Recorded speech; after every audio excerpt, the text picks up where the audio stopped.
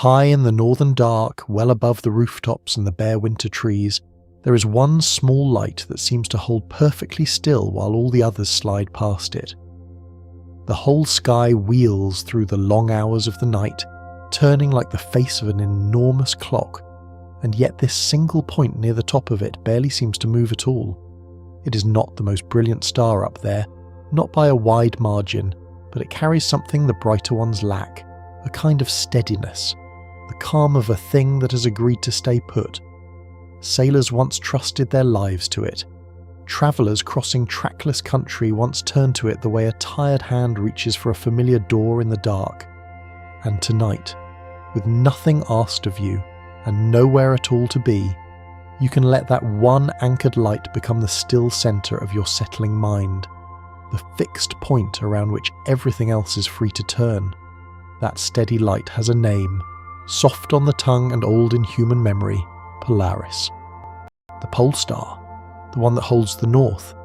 There is nothing here you need to learn, nothing to grip, nothing you will be asked to repeat when morning comes. You do not have to remember a single word that passes through. Let the ideas arrive the way starlight arrives at the eye, having crossed a distance too wide to picture, asking nothing in return, touching you lightly and passing through.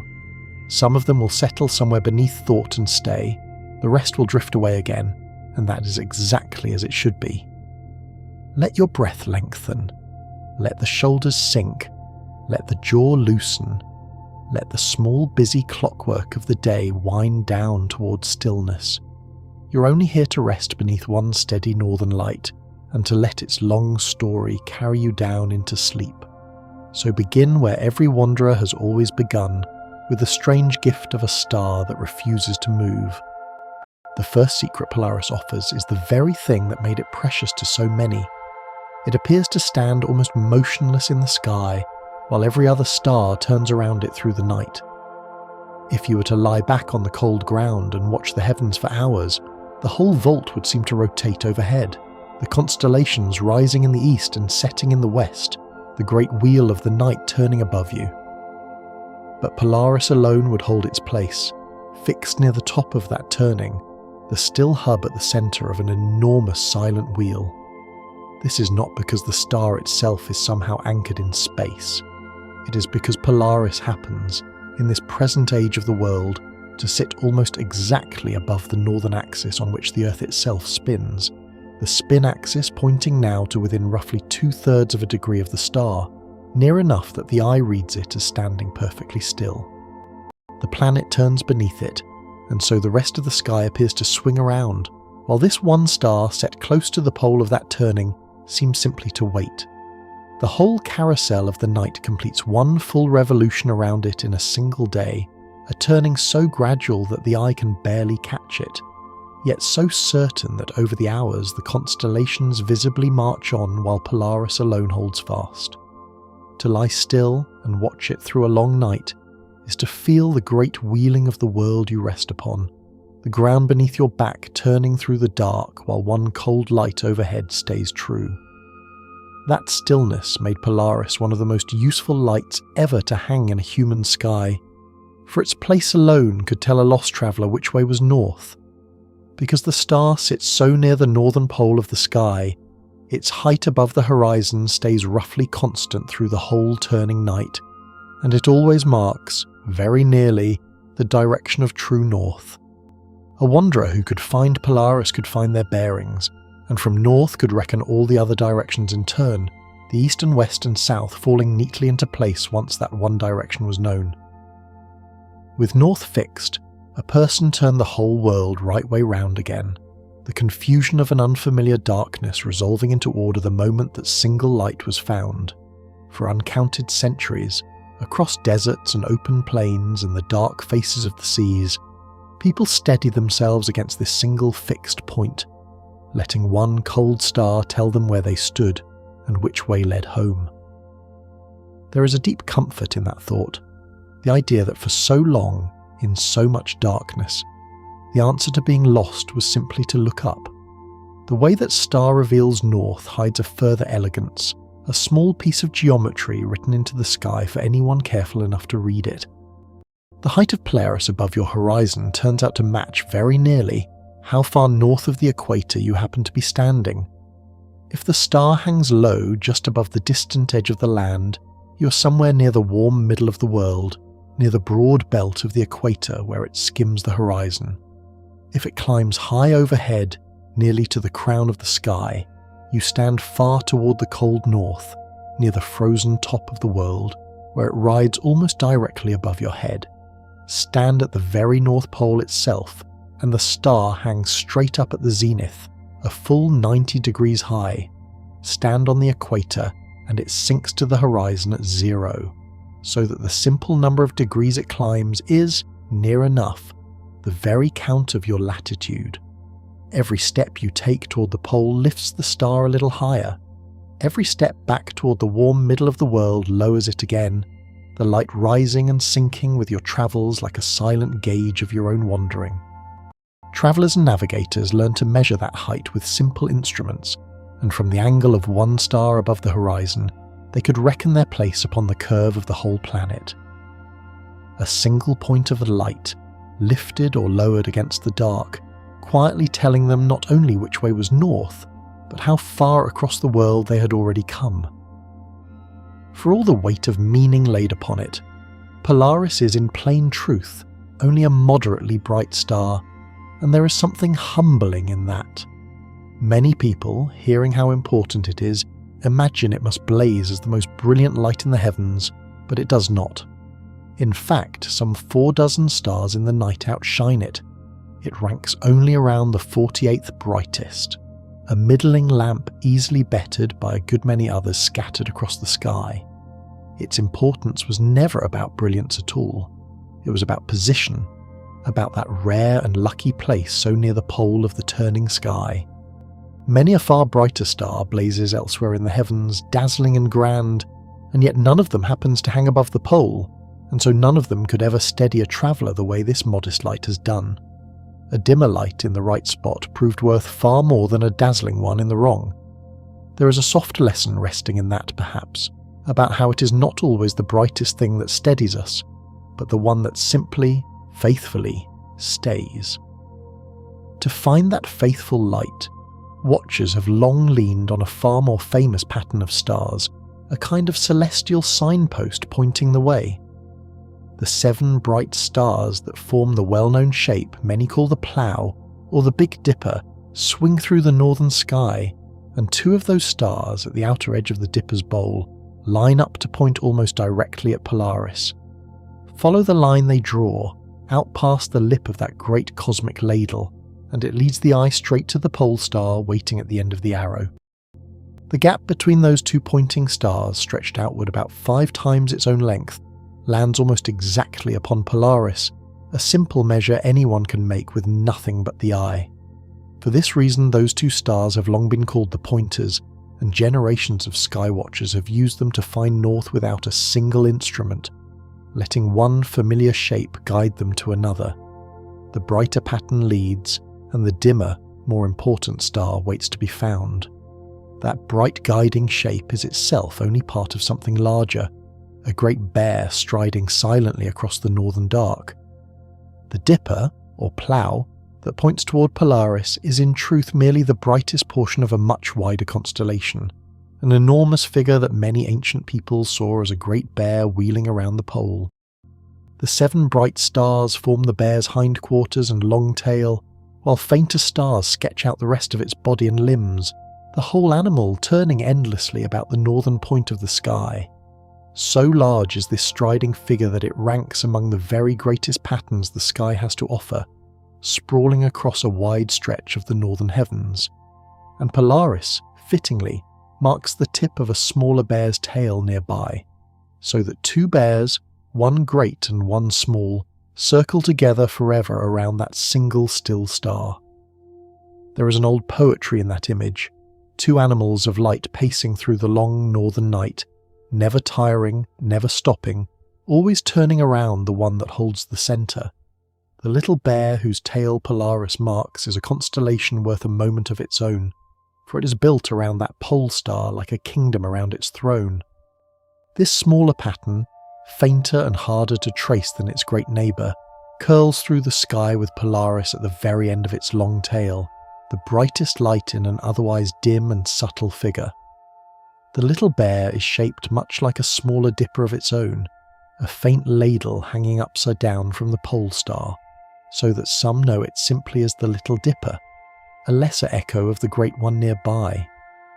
Most of its other stars are faint enough to be lost from city skies, washed out by the glow of streetlights, so that often only Polaris itself can be plainly seen, shining alone where the little bear's tail should be. The whole dim animal still hangs there around it, unseen above the bright streets, the sky a little deeper and more crowded than tired eyes can quite reach. What looks to the eye like a single steady point is, in truth, not one star at all, and this is one of the loveliest secrets Polaris keeps. When astronomers turn their instruments upon it, they find not a solitary light but a small family of stars, bound together by gravity and travelling through space as one. There is a large, brilliant central star, the one whose glow we actually see, and circling it, hidden in its light, are companions, smaller stars kept close by the Great One's pull.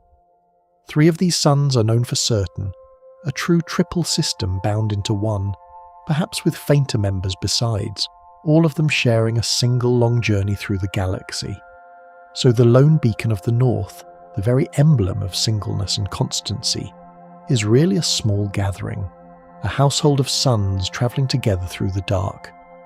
The star we have always thought of as one is, in truth, many, and there is something tender in learning that even the most solitary-seeming light keeps company we never knew was there. The brightest member of that small family is no ordinary star, but a giant, far larger and far more luminous than our own sun, and picturing its true scale begins to open the wonder wide.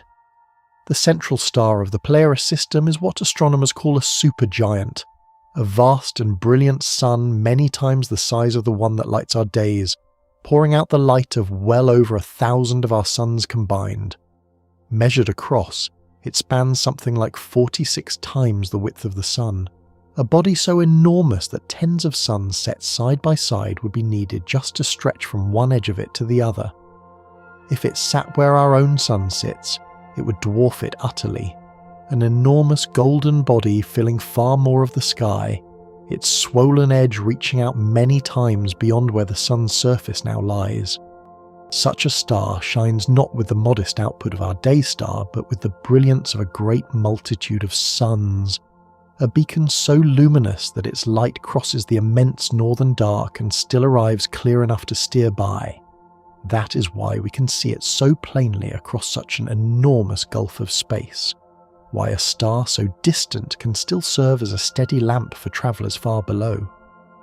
The mild light that seems so unremarkable from here is, up close, a furnace of staggering size and heat, shrunk to a single point only by the 400 years of dark its light must cross to reach you.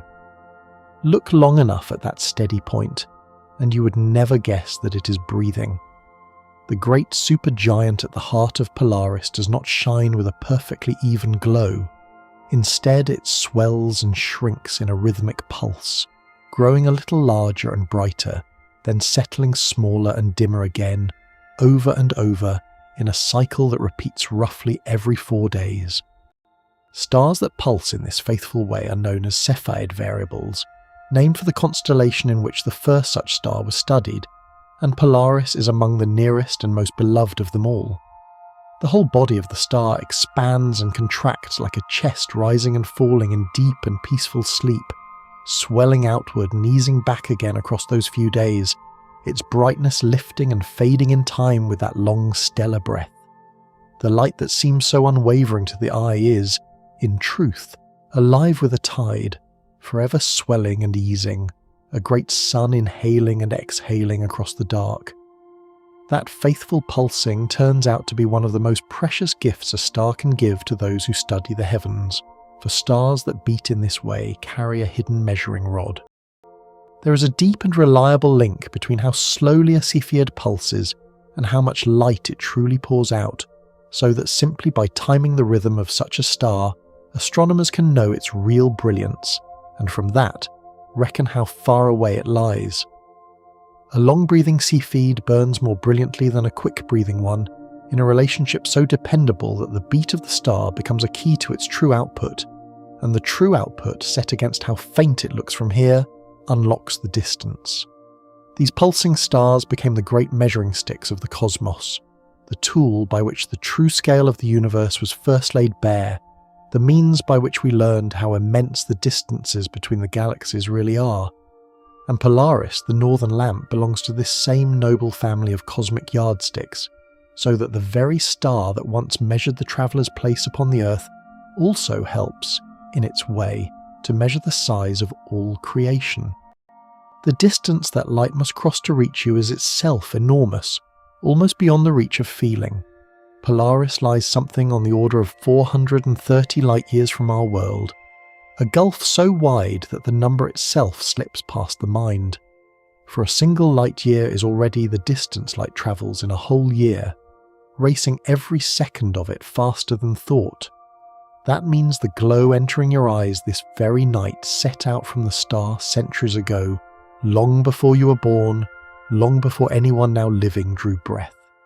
The light left Polaris around the time of distant generations, who looked up at the very same star and trusted it just as deeply, and it has been crossing the dark ever since, indifferent to every life and every age that rose and faded beneath it on the way.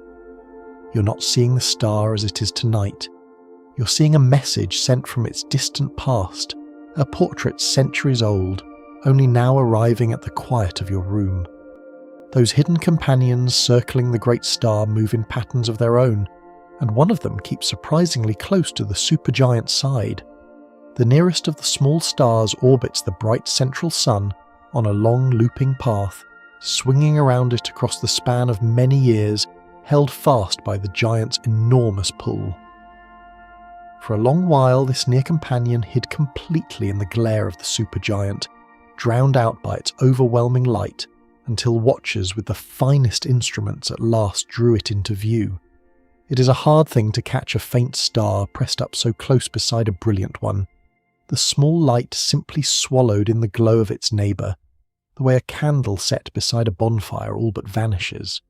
So close a partner had circled the pole star all along, unseen for the whole of human history, until a single sharp image teased it loose from the glare at last. Farther out, a third star keeps a wider and more distant orbit, sweeping around the central pair at a great remove, so far that it takes an immense span of time to complete even a single circle. This more distant star is bright enough that careful observers can catch it through a modest telescope, a faint point hanging near the brilliant one, the last member of the little stellar family revealed. So far out does it ride that a single loop around the central pair takes it not years, but a vast stretch of time, a stately circuit measured against the ages rather than the turning of human seasons. So the system unfolds in nested layers, the great supergiant at the centre, the near companion circling close within its glow, and this outer star wheeling around them both, the whole household bound together and travelling as one through the immense dark. Now lay one strange and beautiful truth over all of this, for the steadiness of the pole star is only borrowed, only true for a little while. Polaris has not always held the north, and it will not always hold it. The Earth, as it spins, does not point steadily in one fixed direction forever. Instead, its axis very gradually traces a great circle in the sky, leaning and slowly wheeling around the way the tilted axis of a spinning top sweeps a cone as gravity tugs gently at it. This majestic wobble carries the northern point of the sky on an enormous, unhurried journey among the stars, so that across the long ages different stars take their turn as the pole star, each holding the north for a time before the wandering of the axis moves on. Polaris is simply the star that happens to hold that honoured place in our own brief moment of history, the pole star of this age, and of this age alone. Thousands of years ago, when the Great Pyramids were rising from the desert sands, the north was held by an entirely different star, and the builders of that ancient world steered by a pole we no longer use. In that distant time, the Earth's axis pointed not toward Polaris but toward Thuban, a fainter star in the long winding constellation of the Dragon, and it was Thuban, not Polaris, which marked the north for the people of the early world. Some of the great stone passages of that age were laid out to gaze straight at it, so that this older pole star once shone directly down their length in the dark. They aligned their monuments to it, trusted it, watched it hold the still centre of their skies, just as we now trust Polaris to hold ours. The star they knew has long since drifted from the place of honour, carried away by the same wobble that will one day carry Polaris away in its turn. The depth of time opens beneath the sky at that thought, and even the fixed point of the heavens is shown to be only passing through.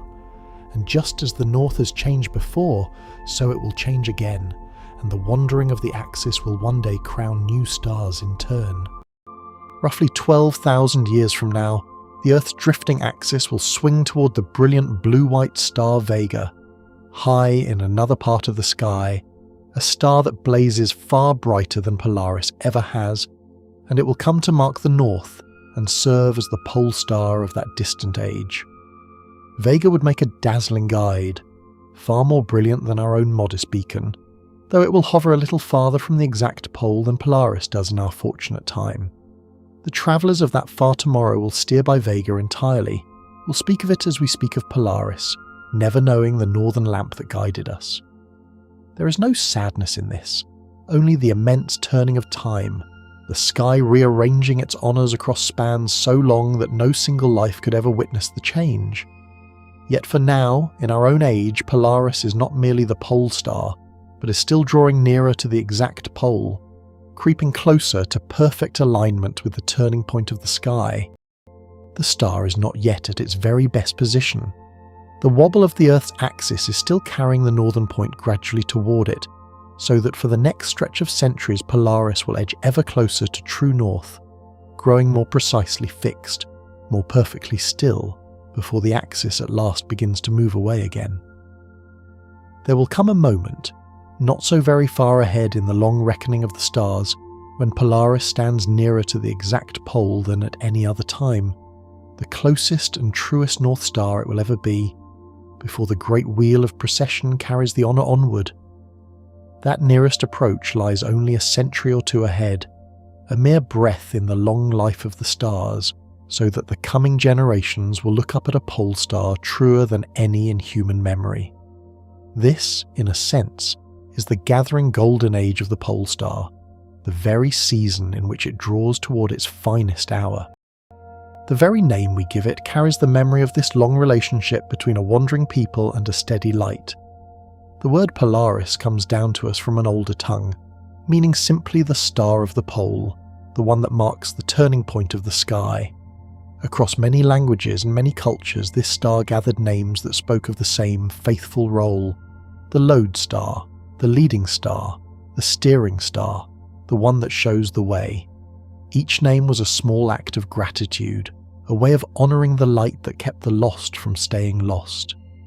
To say its name softly is to join a very long line of voices that have spoken of this star with the same mingling of trust and wonder, reaching back across uncounted generations of people who looked up into the same northern dark and found, in one steady point, a reason not to be afraid.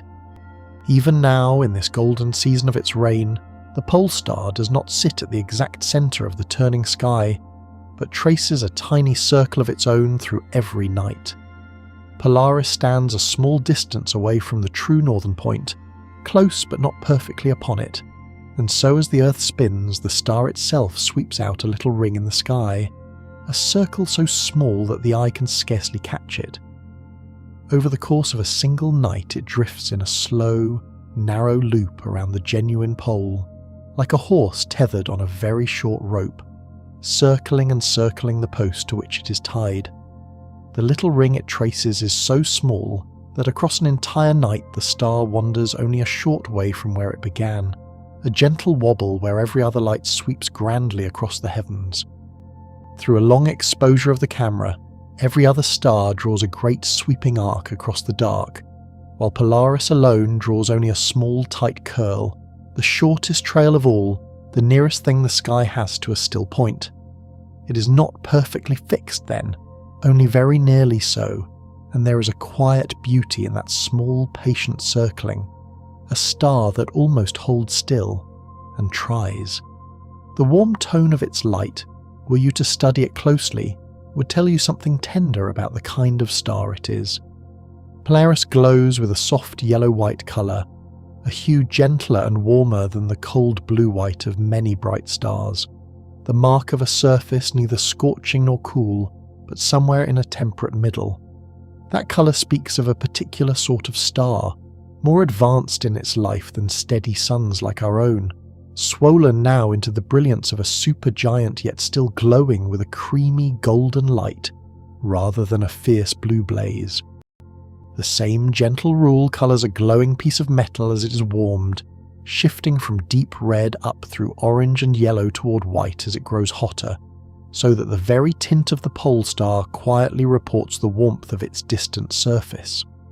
To the unaided eye, the tint is subtle, easily missed, but it is there, a faint warmth in the northern lamp, the honest colour of its temperate fire. The very shade of the light, soft and pale gold against the dark, is a quiet clue to the star's nature, written plainly for anyone who pauses long enough to truly look. That gentle giant burns through its life on a scale far grander than the sun's, holding within it the mass of several suns gathered into one. Polaris carries something like 5 or more times the material of our own star, packed into its swollen luminous body, and that great store of matter is part of why it has lived the kind of life it has, racing through its years faster and burning brighter than a smaller, steadier sun ever could. A star's whole destiny is set, more than anything else, by how much matter it gathers at its birth, for that initial weight decides how hot its core will burn, how brightly it will shine, and how swiftly it will run through its life. The more massive a star, the more fiercely and the more briefly it tends to live, spending its fuel in a grander and quicker blaze, and Polaris, with its several suns' worth of substance, has lived exactly such a life, growing into a brilliant supergiant while younger in years than our own modest sun. Where our sun has shone steadily for billions of years and will shine for billions yet, a star of this greater bulk measures its whole existence in a far smaller span, having already grown old and swollen in a mere fraction of that time. There is a kind of grandeur in that swift and luminous existence, a star that chose brilliance over long endurance and shines all the more for it. Reach back to the writings of the old astronomers, and a small mystery flickers in the records, for the pole star may not always have shone quite as it does now. Some who study the ancient star catalogues have noticed hints that Polaris was recorded long ago as a fainter light than the one we see today, suggesting that across the long centuries the star may have slowly brightened. The old watchers ranked it lower among the stars than its present glow would warrant, as though, in the time between their measurements and ours, the northern lamp had quietly turned itself up. Such a change, if it is real, would be a remarkable thing to witness across the span of recorded history, a star visibly shifting its glow over thousands of years, growing brighter as we watched. The matter is gently debated, for old measurements are uncertain things, made by eye in ages without instruments, but the very possibility is a wonder. The thought that this most constant of stars might, in truth, be slowly changing before us, brightening by degrees too small for any single lifetime to catch. There is a further quiet riddle folded into that same star, for even its pulsing breath has been seen to change across the years of careful watching. The gentle swelling and dimming of Polaris, that faithful 4-day rhythm, has not held perfectly steady over the past century of observation. For a time the strength of its pulsing seemed to fade, the rises and falls of its brightness growing shallower, as though the star's slow breathing were quieting down. Then, more recently, that gentle beat appeared to strengthen once more. Such shifts in a pulsing star are subtle and slow, the kind of thing only patient decades of measurement could ever reveal, and they remind us that even a star observed so closely for so long can still surprise its watchers, still hold small changes only now beginning to be understood. The northern lamp is not a fixed and finished thing, but a living star, quietly evolving, its very heartbeat shifting across the generations. For all its apparent fixity, Polaris is no more truly still in space than any other star, and it too drifts slowly through the galaxy on a path of its own. Like every star in the sky, the pole star moves, carried along through the immense dark by the slow currents of the Milky Way, tracing its own long course around the distant galactic centre, across spans of time too vast to feel. To our eyes it seems perfectly anchored, unchanging from one year to the next, but that stillness is only the gift of distance and the lucky angle of its place near the pole. So vast is the gulf between us that even its real motion through space registers from here as almost nothing at all, the swift travel of a sun reduced by sheer distance to the faintest of creeps across the sky. In truth, it travels, as all stars travel, and across enough thousands of years even Polaris will slowly shift its position among the surrounding stars, drifting onward through the galaxy, a wanderer wearing for now the mask of perfect rest. Knowing exactly how far away that wanderer lies has proved a surprisingly delicate task, one that has occupied careful minds for a long while.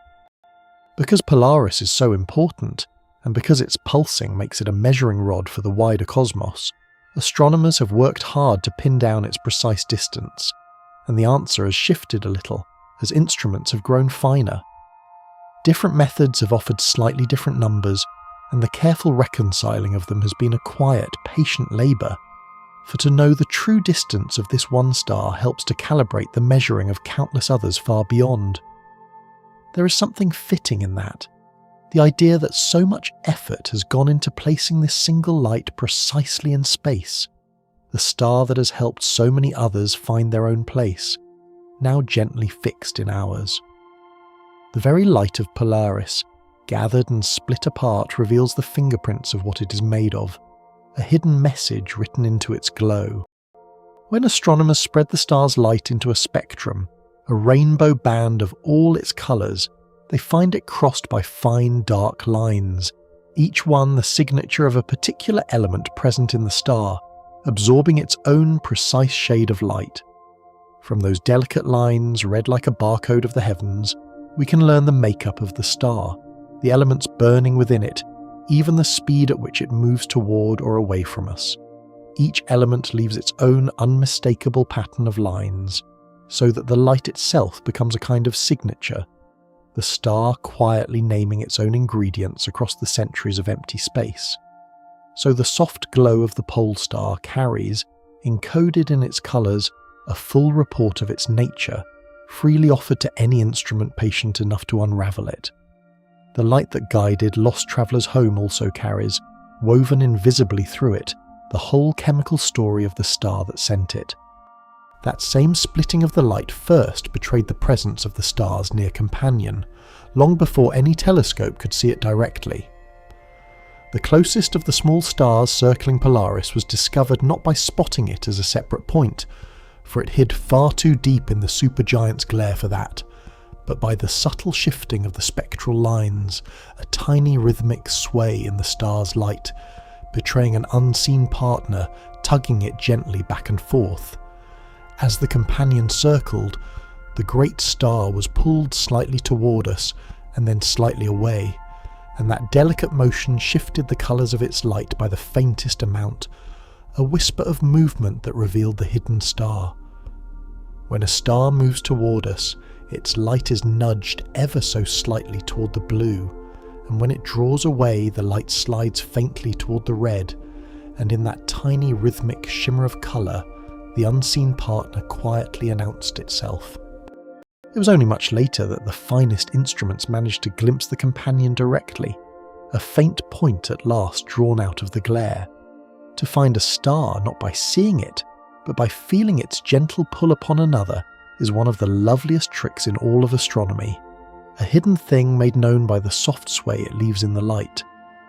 Lift your gaze from the science for a moment and remember how this single star has steadied not only travellers, but whole imaginations, becoming a deep and lasting emblem in the human heart. Across countless cultures and countless ages, Polaris has stood as a symbol of constancy, of guidance, of the one fixed thing to steer by in a shifting and uncertain world. Poets have written of it as the image of a faithful heart, the steady point that does not waver while all else changes. One old word for it, the lodestar, meant simply the leading star, the one that guides, and from it came the very idea of a guiding principle, a fixed aim by which a wandering life might steer. Wanderers have spoken of it as a promise that no matter how far they roamed, one light would always show them the way home. To this day, to call something a guiding star, a lodestar, is to reach for the memory of Polaris, the one light that holds its place. There is a deep human comfort woven into that image, older than any map, the idea that somewhere above the confusion of the world there hangs a single steady point, faithful and unmoving, by which the lost may always find their way. Cross to the far side of the world, down beneath the equator into the southern lands, and the faithful pole star simply vanishes from the sky. Polaris hangs over the northern half of the Earth, and as a traveller journeys southward it sinks lower and lower toward the horizon, until at last, upon crossing into the southern hemisphere, it slips away entirely and is seen no more. The peoples of the far south have never known it. Their skies have never held this steady northern lamp at all. Stand upon the equator itself and the pole star rests right upon the horizon, balanced on the very rim of the visible world. Take one more step southward, and the curve of the earth lifts up to hide it for good. For them the whole northern guide is simply absent, below the edge of the world, hidden by the curve of the earth itself. To learn this is to feel, very gently, the roundness of the planet beneath you, the way a single star can be a faithful companion to half the world and an utter stranger to the other half, present and absent depending only on which side of the great curve you happen to stand. Stranger still, the southern half of the sky holds no bright pole star of its own, no clear southern twin to Polaris, and travellers there must find their bearings by other means. Where the north is blessed with one convenient star sitting almost upon its pole, the south has only a faint and unremarkable star near its own turning point, too dim to serve as any easy guide. Southern voyagers learned instead to lean on a small bright cross of stars low in their sky, extending its longer beam to find the empty point on the horizon below which true south lies, a cleverer reckoning for a sky that offered no ready lamp. So those who navigate beneath southern skies cannot simply find a single bright beacon and call it south. Instead, they must read patterns of stars lining up bright constellations to reckon the way, working a little harder for the direction that northern travellers receive as a gift. There is a quiet unfairness in it, and a quiet wonder too that the two halves of the sky should be so differently furnished, one handed a steady lamp at its pole, the other left to find its way by subtler signs. Around that northern pole a special company of stars never sets at all, but circles endlessly through the night without ever dipping below the horizon. From any given place in the north, the stars lying close enough to the pole wheel around Polaris in tight circles that never carry them down out of sight, so that they remain above the horizon all night long, every night of the year, turning forever around the still point. These are called the circumpolar stars, the ones that never rise and never set but only revolve, faithful and unsleeping around the pole. Some of the brightest and best-loved patterns of the northern sky belong to this tireless company, wheeling around Polaris all year long, gone from view only when the daylight washes them out rather than ever truly setting. The farther north you stand, the more of the sky becomes circumpolar, until near the very top of the world a great portion of the heavens simply turns in place and never goes down at all. To watch those tireless stars circle the pole through a whole long night is to witness the patient machinery of the turning earth laid bare, a slow carousel of light that never pauses and never ends. That same still point, with the stars wheeling around it, once served as a great clock in the sky, a way to tell the hour by the turning of the night. Because the stars circle the pole at a steady and faithful pace, Their positions around Polaris shift in a regular way through the dark hours, and clever watchers learn to read the time from them, using the slow rotation of certain stars about the pole as the hand of a vast celestial clock. Simple instruments were once made for exactly this, held up to the night so that one could line up the pole star and a circling guide star and so reckon the hour before dawn. A watchman on a long night, or a traveller waiting for first light, had only to glance at where the nearby stars stood in their slow round about the pole to know roughly how much of the darkness still remained. Long before any glowing screen or ticking watch, the turning sky itself kept the time, and Polaris stood at the centre of that great clock, the fixed pivot around which the bright hours slowly swept. To think of it is to feel time and the sky woven together, the night not empty but quietly counting, the stars themselves telling the patient hours to anyone who knew how to look. So beloved and so meaningful is this star that human beings have set its image upon their banners and their emblems, lifting it from the sky into the symbols by which they know themselves. The pole star appears upon flags and crests and seals, chosen again and again as a sign of guidance, of constancy, of finding one's way. A northern land may place it on its banner to speak of the high latitudes where it shines brightest. A people may take it as their emblem to declare that they too hold steady and show the way. In every such case the meaning is the same, drawn straight from the star's long role in the human story, the one fixed light that does not waver. To see Polaris stitched into a flag or carved into a seal is to see how deeply this single star has entered the imagination, how a point of light 400 years distant has become a sign we carry in our own hands, a promise of steadiness pressed into cloth and stone. Return your attention to the star itself, and consider the simple, staggering fact that its light is old, that to look at it is to look into the past. The glow reaching your eye tonight left Polaris centuries ago and has travelled all this while across the dark to find you, so that you see the star not as it is now, but as it was long before your birth. This is true of every star, but it is worth resting in here, beneath the pole star especially, for it means that the faithful guide of the present age is showing us only its distant former self. Were Polaris to change in some great way this very night, we would not know for centuries, until the news of it finished its long crossing of space. We live always a little behind the truth of the sky, reading letters that take ages to arrive, and there is no urgency in it, only a deep and spacious calm, the cosmos keeping its own unhurried time far slower and kinder than our own. The temperate golden quality of the star's light marks it as a particular class of sun, one of the warmer and gentler kinds in the great catalogue of stars. Astronomers sort the stars by the colour and warmth of their light into a long ordered sequence, from the hottest blue-white blazes down through white and yellow to the cool red embers, and Polaris falls among the temperate yellow-white sorts, neither scorching nor cool. Each class in that sequence is marked by a letter, a quiet shorthand astronomers use to name a star's colour and heat at a glance, and the pole star's class sits a step warmer than the very hottest white in the gentle yellow-white band.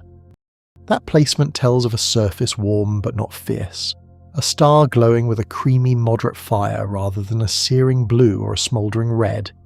It is a comfortable sort of warmth, in a way, the kind of temperate glow that lends the pole star its soft and golden tint.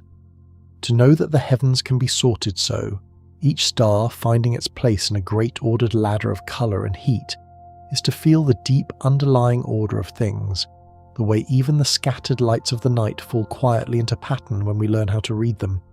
For all its grandeur, that supergiant is, like all such swollen stars, a strangely diffuse and tenuous thing, its great body stretched thin across an enormous volume.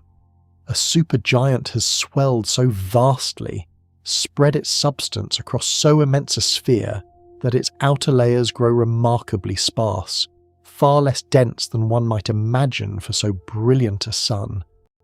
The matter of Polaris is puffed out across a body many times wider than our own star, so that its outer reaches are thin and gentle, a great luminous cloud held together by gravity and glowing softly across the dark. There is something dreamlike in that, a giant so large and yet so diffuse, a brilliant light that is, at its swollen edges, nearly as much emptiness as substance. To swell so wide while holding only a handful of sun's worth of matter is to grow ever thinner as you grow, the same substance asked to fill a vaster and vaster space until the outer reaches fade toward the merest haze. The steady lamp of the north is, up close, a vast and tender thing, immense and sparse at once, glowing all the more gently for being spread so wide. The Earth's own tilt, the lean of its spinning axis, is the very thing that gives us seasons, and that also points us toward the pole star, binding the two together in a single quiet fact.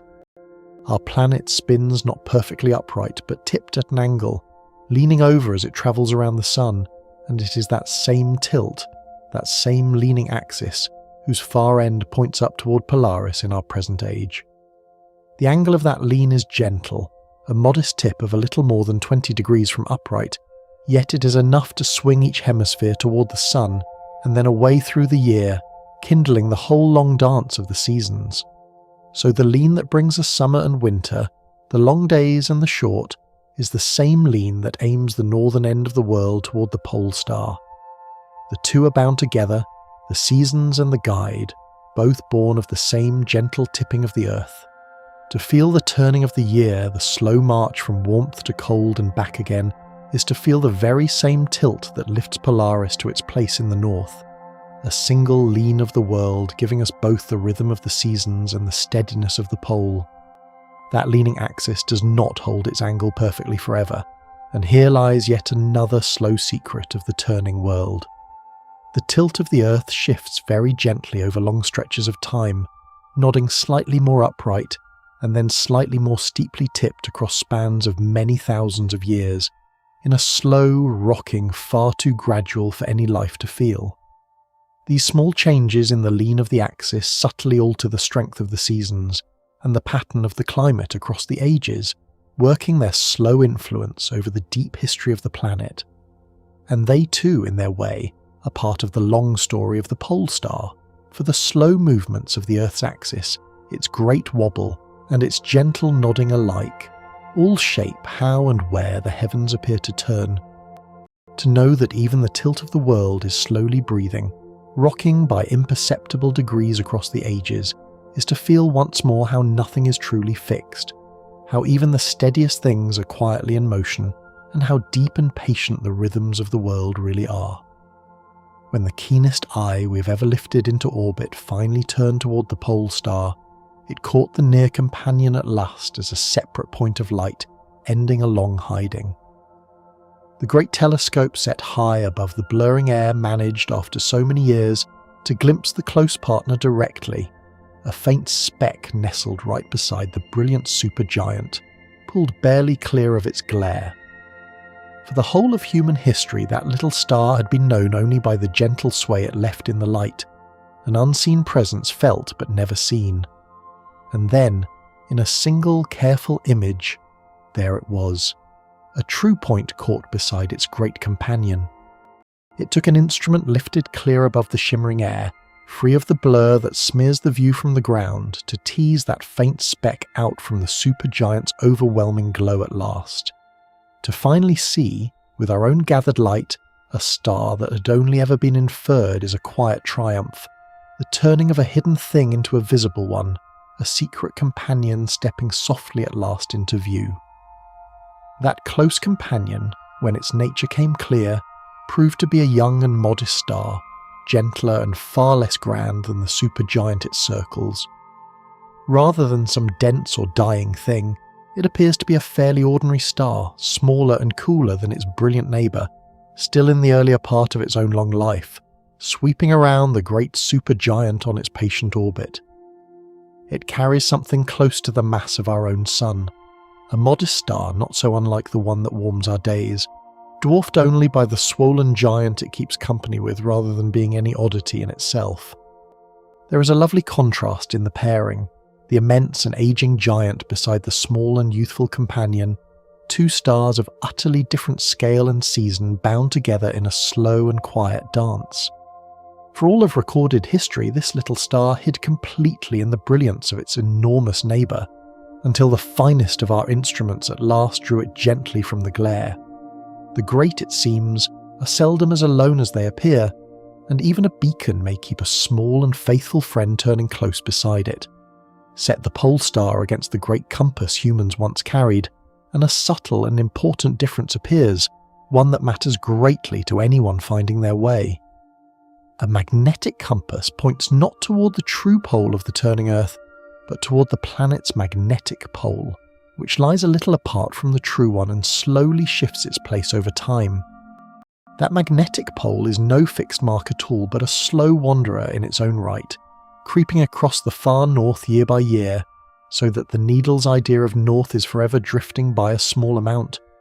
Polaris, by contrast, marks very nearly the true pole, the actual axis on which the world spins.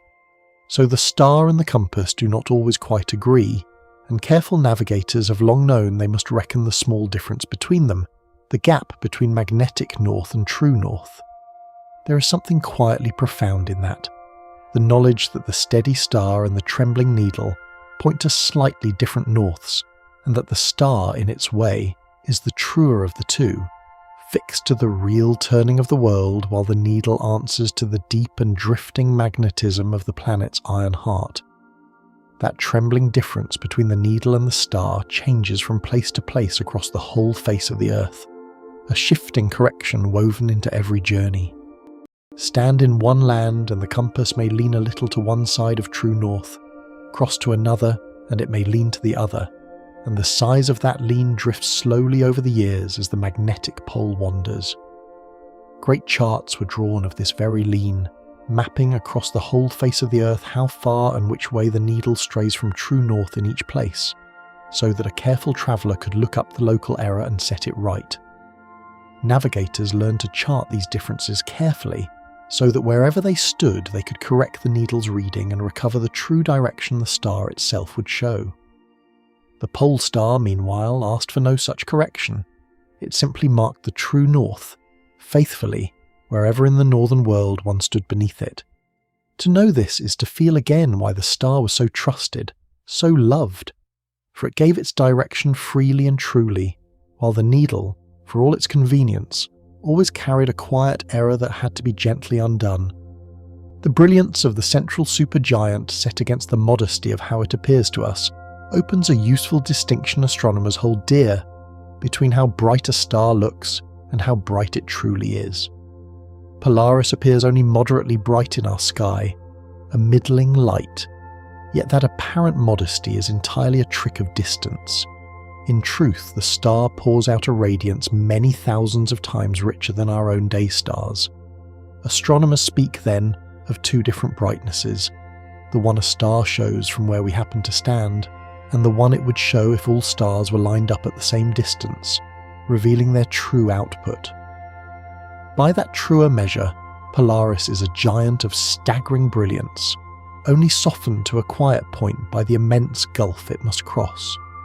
To hold both truths at once, the modest light we see and the furnace it truly is to feel how distance disguises grandeur, how the quietest seeming things may hide enormous power simply by being far away.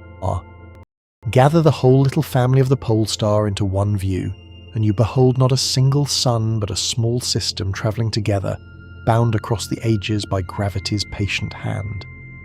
The brilliant supergiant holds the centre, the young companion circles close within its glow, and the more distant partner sweeps slowly around them both at a great remove, the three of them moving through the galaxy as one quiet household.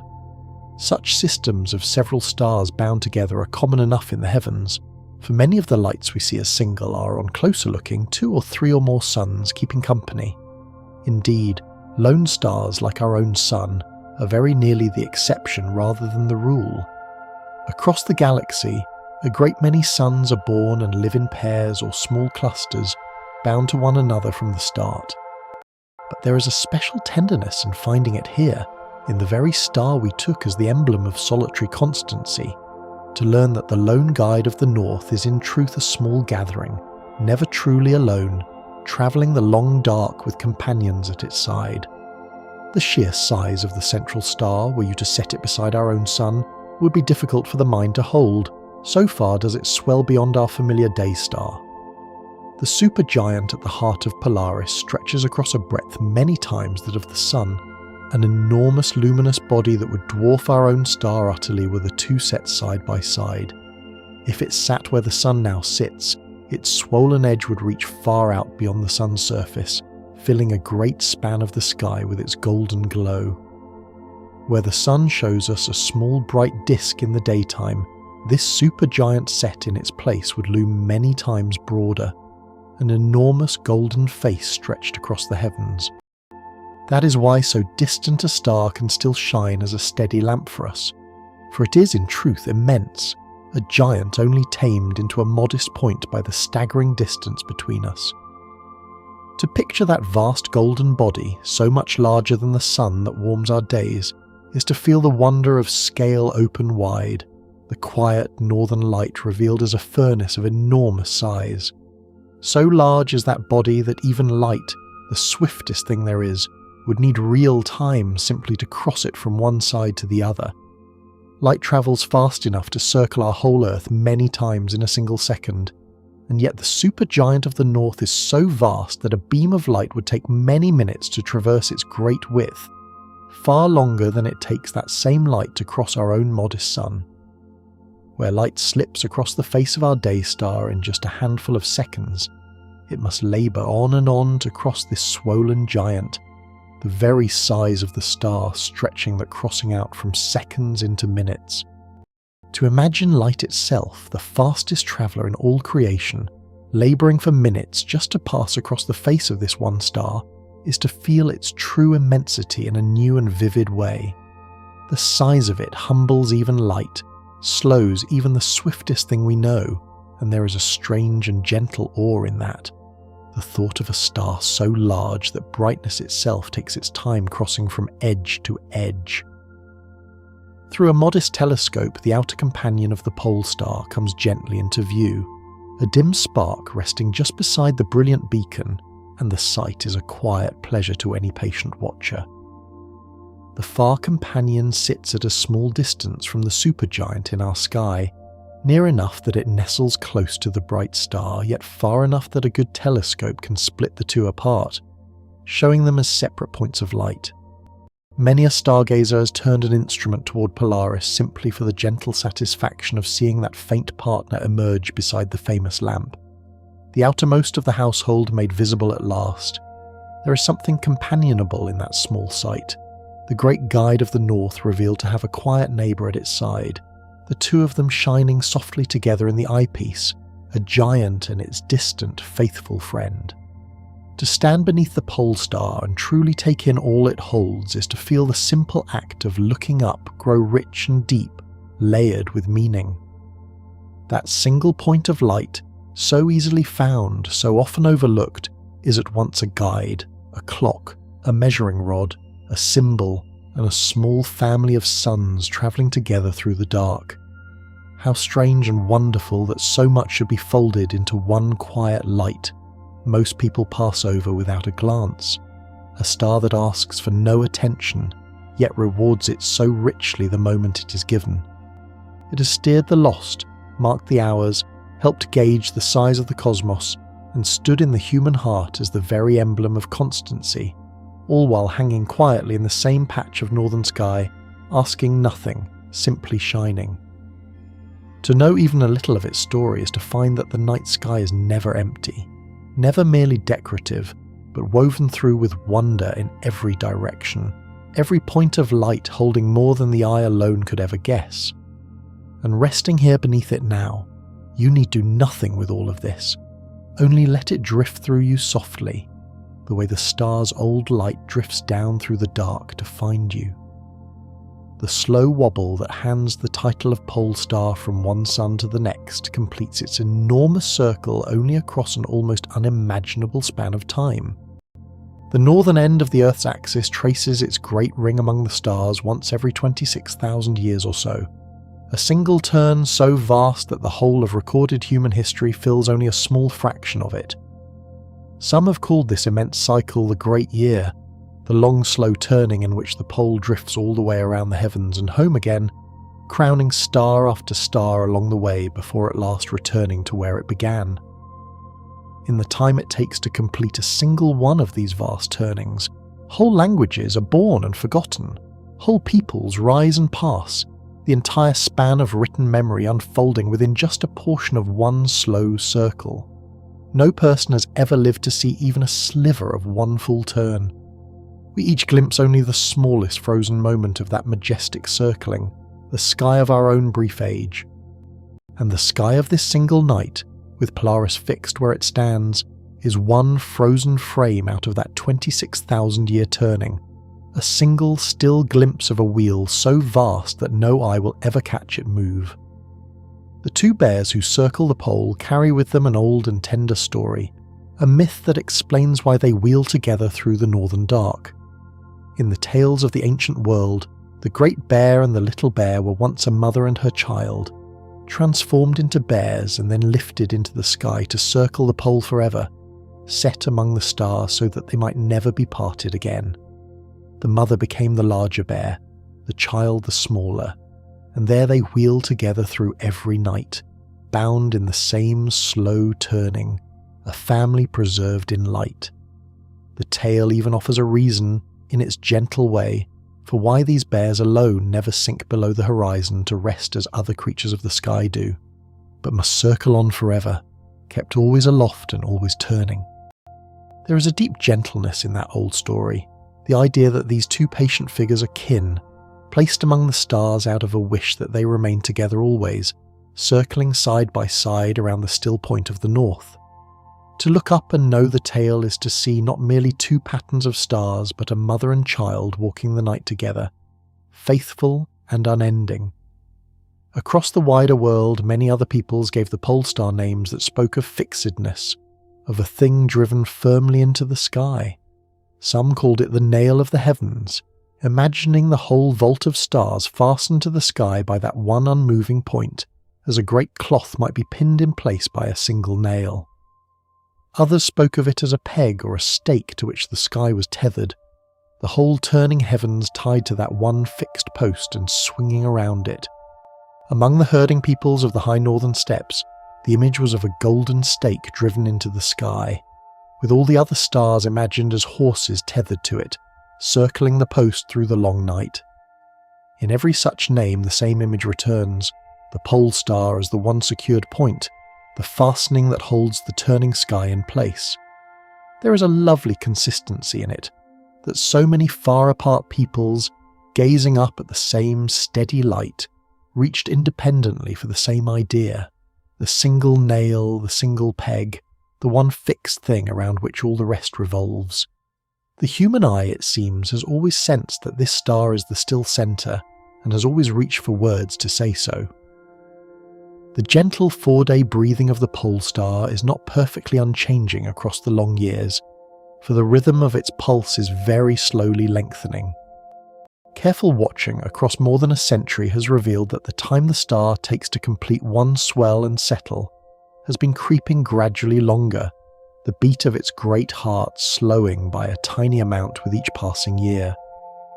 This slow stretching of the rhythm is a sign of the star's own aging, a clue to how it is changing deep within as it moves through the later stages of its life. To measure so subtle a drift, a slow lengthening of a 4-day beat across decades of patient observation, is a marvel of careful attention, and it reveals that even this most faithful of stars is quietly evolving, its very heartbeat slowing by imperceptible degrees as the long ages pass. Among all the pulsing stars scattered across the heavens, the pole star holds a special place, for it is the nearest of its kind to our own world. The Cepheid variables, those faithful breathing stars that serve as the great measuring rods of the cosmos, mostly lie at enormous distances, but Polaris is the closest of them all, the nearest example of this precious and important family. Because it lies so much nearer than the rest, its true distance can be checked by the plainest and most direct of methods, and so it serves as a kind of anchor, a known point against which the more distant measuring stars can be calibrated and trusted. That nearness makes it especially valuable to those who study such stars, for being so relatively close, it can be examined in far greater detail than its distant cousins, helping astronomers understand the whole class to which it belongs. There is a fitting grace in that the most familiar and beloved of stars, the faithful lamp of the north, should also be the nearest of the cosmic yardsticks, the closest of the breathing suns by which we measure the very size of creation. The reason such a star pulses at all is a small and elegant wonder, a kind of valve buried deep within its glowing body. In certain layers inside these stars, a particular gas grows more or less able to let light pass through as it heats and cools, and this acts like a slow, automatic gate for the star's own energy. When the layer traps the heat rising from below, pressure builds and the star swells outward. As it expands, it cools, the gate opens, the trapped heat escapes, and the star settles back down again, only for the cycle to begin anew. Then, having released its pent-up warmth, the layer cools and closes once more, the heat begins again to gather beneath it, and the whole slow swelling starts over, the rhythm winding on of its own accord without ever needing to be wound. So the star breathes by trapping and releasing its own light in a slow, faithful rhythm, swelling and shrinking as that deep valve opens and closes.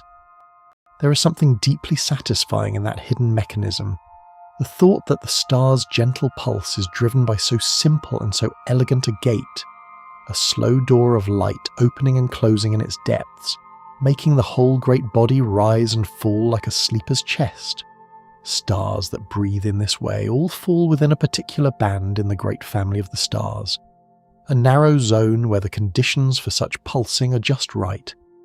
Astronomers picture the stars arranged on a kind of chart by their brightness and their warmth, and within that chart there runs a slender strip where stars become unstable and begin to pulse, swelling and shrinking as that deep valve does its slow work.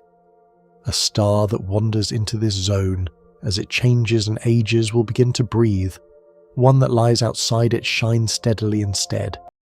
A star may cross into this restless band more than once over its long life, taking up the slow pulsing for a time and then leaving it behind again as it changes, so that the breathing is a passing chapter rather than a permanent state. Polaris sits within that special strip, which is exactly why it pulses as it does, its place in the great scheme of the stars granting it that gentle, faithful beat. To know that there is an entire region of stellar life given over to this slow breathing, a band where suns become tides of light, is to feel once more the deep order woven through the heavens, each star pulsing or steady according to where it falls in the grand design. Even within that band of breathing stars, the pole star is a curious and gentle case, for its pulsing is unusually soft. Where many of its cousins swell and dim quite dramatically, brightening and fading by a great deal with each cycle, Polaris breathes far more faintly, its rises and falls so slight that the eye cannot catch them at all. Its whole glow varies by only a small fraction across each cycle, a change so gentle that across an entire night of watching no human eye would ever notice the star grow brighter or dimmer at all. The star sits near the very edge of the pulsing band, where the rhythm grows weak and shallow, so that its great heart beats softly rather than strongly. There is a fittingness in that gentleness, that the steady northern beacon should pulse so quietly, so nearly imperceptibly, holding to its appearance of calm constancy, even as it breathes. It is a tide so soft that for all our watching, it took fine instruments to measure it at all, the quiet breathing of a star that wears, even in motion, the look of perfect rest. The near companion that circles so close to the supergiant follows a tight and patient orbit, swinging around the great star across the span of about 3 decades. On its long path, it draws in close to the supergiant and then swings out again, completing a single circuit only over many years, held fast the whole while by the giant's enormous pull. At its nearest approach, the little star passes surprisingly close to its brilliant neighbour, deep within the supergiant's glow, which is part of why it stayed hidden for so long. To picture that small star tracing its slow ellipse around the great one, drawing near and easing away across the decades, is to see the quiet machinery of gravity at work in the most intimate way. Two stars bound in a slow embrace, one vast and bright, one small and faithful, turning around their shared centre across the patient years. All the members of that little family are held together by the same invisible hand that holds the planets, to the sun and the moon to the earth, the gentle, relentless pull of gravity reaching across the dark. It is gravity that binds the young companion to the supergiant, gravity that keeps the distant partner sweeping slowly around them both, gravity that gathers the whole quiet household into one system, travelling together through the galaxy. It is the same patient force that draws a falling leaf gently to the ground and holds the moon forever circling the Earth, the same that shapes whole galaxies and sets the planets on their rounds, working at every scale from the smallest to the most immense. That same force which holds you softly to your bed this very moment, which gives your resting body its comfortable weight, reaches across the immense gulfs between stars to bind suns to one another, weaving the scattered lights of the heavens into families and pairs and great turning systems. There is a deep unity in that thought, the knowledge that the very force cradling you now is the same that holds the pole star's family together across the light years, a single gentle pull woven through all things, from the weight of a sleeping body to the slow dance of distant suns. Out upon the open sea, long before any glowing instrument or satellite, sailors crossed vast stretches of water, guided by little more than this one northern light and the simplest of tools. With a knotted cord held at arm's length, or a flat piece of wood raised against the horizon, a navigator could measure the height of Polaris above the edge of the sea, and so know the latitude of the ship, how far north or south it had wandered. The tools could be astonishingly simple, a stick and a string, a notched board sized to the span of an outstretched arm, and yet with them and the pole star a captain could cross an entire ocean and arrive within reach of a chosen shore. Mariners learned to sail along a chosen latitude by keeping the pole star at a steady height, holding their course by that one faithful lamp until land rose at last from the water. To think of those long voyages, whole ships and crews trusting their lives to the patient height of a single star, is to feel the depth of the bond between people and this light, the way one steady point in the dark could carry travellers safely across the widest and loneliest of waters. It was upon such voyages, with the pole star watched so closely night after night, that careful navigators came to notice it does not sit perfectly still after all. Watching Polaris through the long hours, some observers saw that it drifted in a small loop rather than holding to one exact spot, circling the true pole by a little margin as the night wore on. They came to know which way the star leaned at each hour of the night and each season of the year, so that from its position in its little circle they could subtract that small wandering and recover the true pole hidden just beside it. The most attentive among them learned to correct for this small wandering, reckoning where the genuine pole lay, even as the star itself swung gently around it, so as to find true north more precisely still.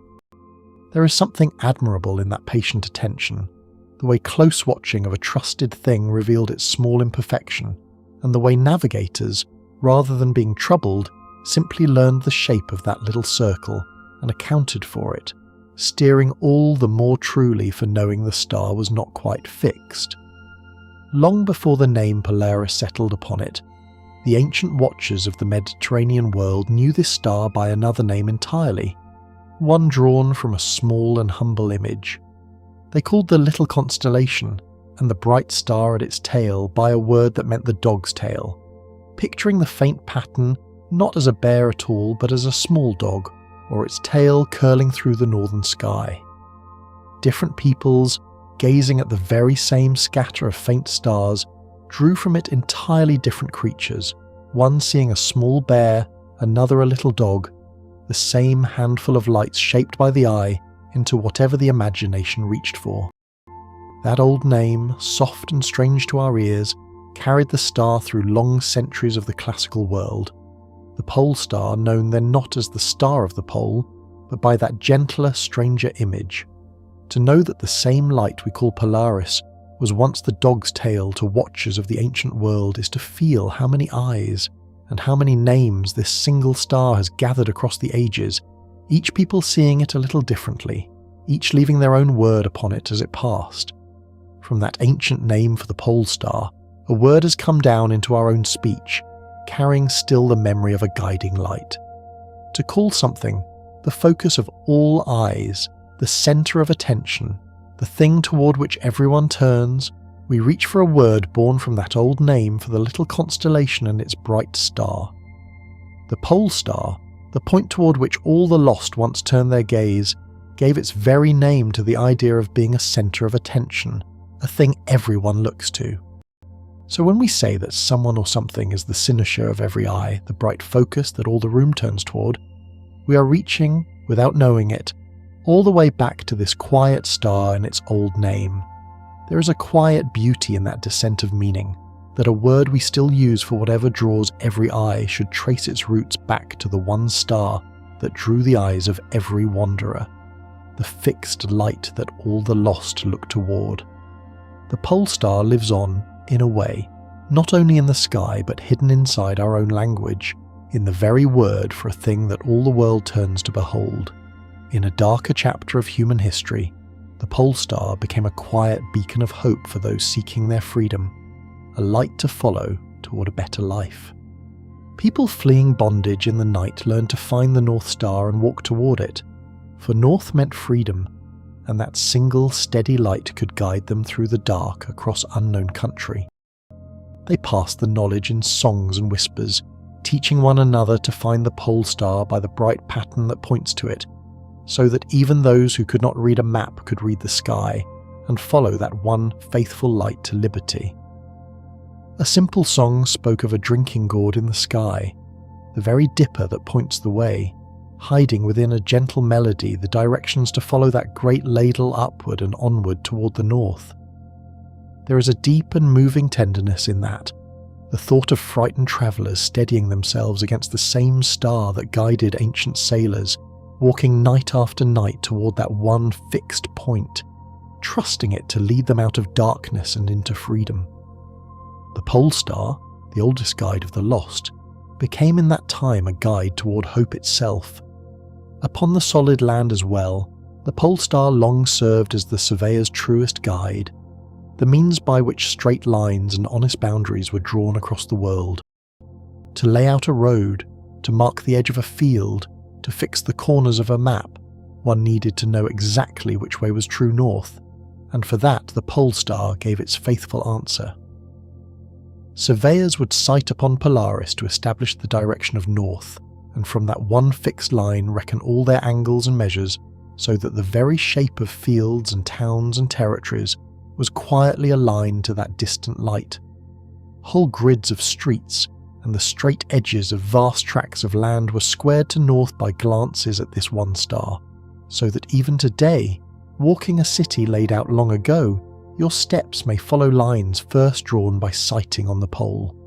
To know that the boundaries of so much of the made world were laid out by sighting on the pole star is to feel how deeply this single light is woven into the ground beneath us, not only guiding travellers through the dark, but quietly squaring the maps and the fields and the roads to the true turning of the earth.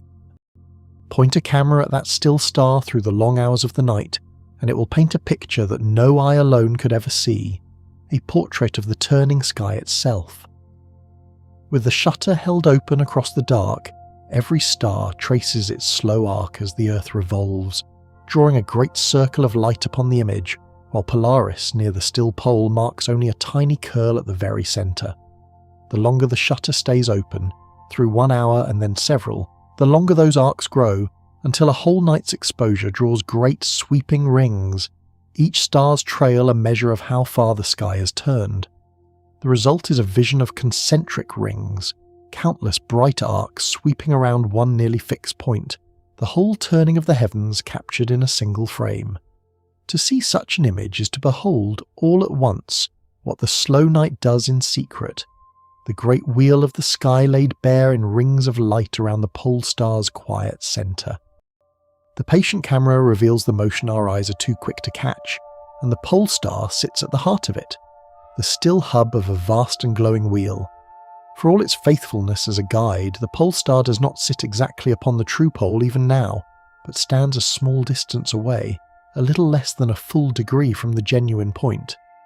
That gap is small, smaller than the width of a couple of full moons set side by side, and so for most purposes the star marks north well enough. But it is not perfect, and the careful must account for it. In ages long past, when other stars held the pole, the nearest northern star often sat much farther from the true point than Polaris does now, so that our own time is unusually blessed, granted a pole star that comes nearer the mark than most. As that patient leaning and turning of the world carries the pole gradually nearer, the small gap will continue to shrink for a while yet, until Polaris stands as close to true north as it will ever come. To know that even now, in its golden age, the pole star is not quite upon the pole but a little to one side, still drawing slowly nearer, is to feel the gentle imperfection of even the steadiest things and the slow, patient motion that is, little by little, bringing this faithful star toward its closest and truest north. The little pattern of stars that holds the pole star at its tail is often confused with a single tidy shape, yet there is a quiet distinction worth knowing.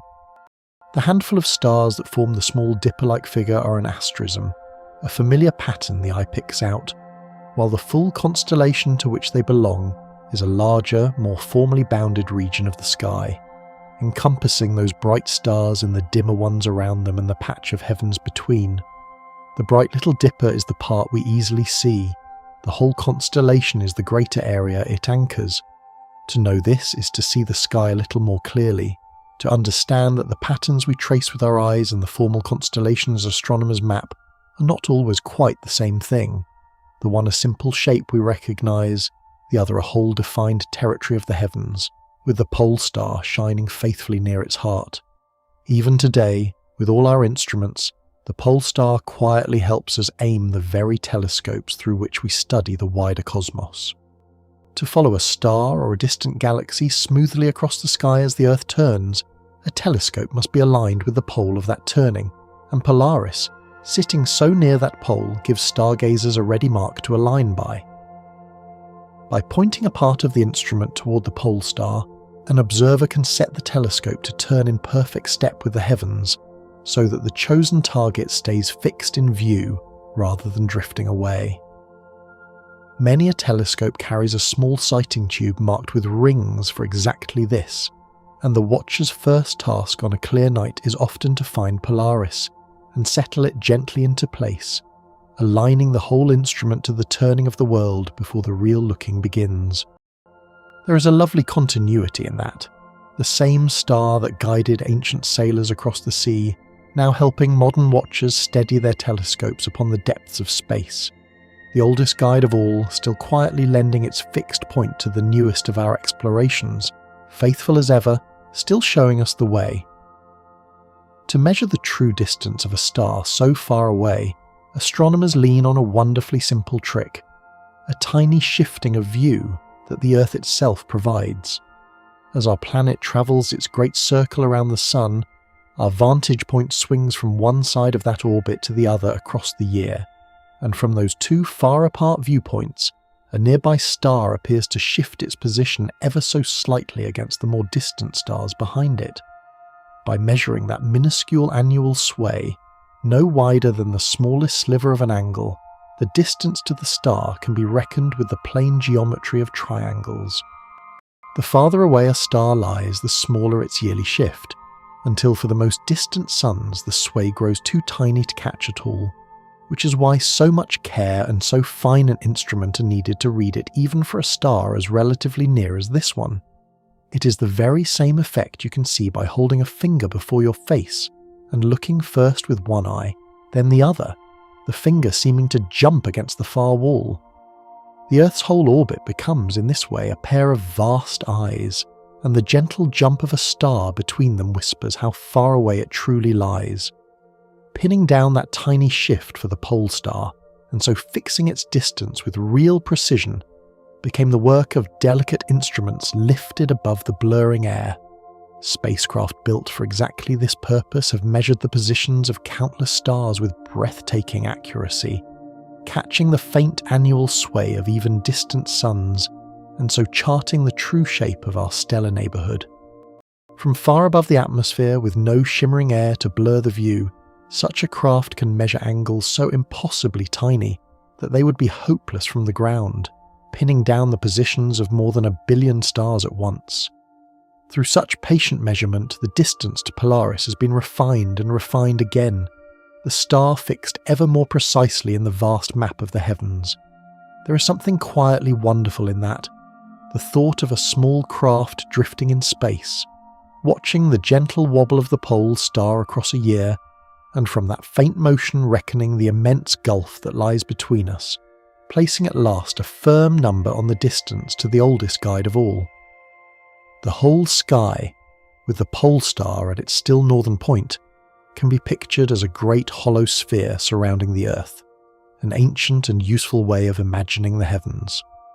Long ago, watchers conceived of all the stars as fixed upon the inside of an enormous turning dome, a vast crystalline ball with the Earth at its centre, the stars studding its surface like points of light on the inside of a great bowl.